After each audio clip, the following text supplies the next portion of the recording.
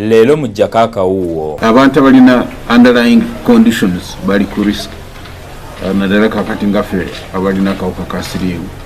In Uganda, since the early 1980s, over 2 million people are estimated to have succumbed to HIV-related illnesses. We will lead this year's celebrations on May 17, 2020, under the theme Ending AIDS. Lelo mu Jakaka uwo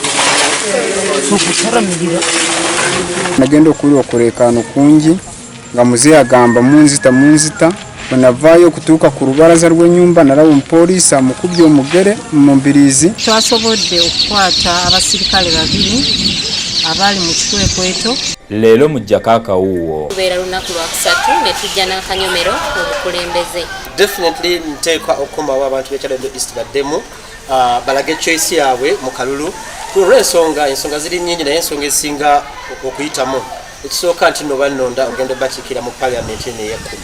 Gano n'amalala ge tuleese mu Jakaka uwo. Kituufu enjala ebaluma, kituufu temuyina mmere naye kwekalakaasa kubaleetera tiya gaasi.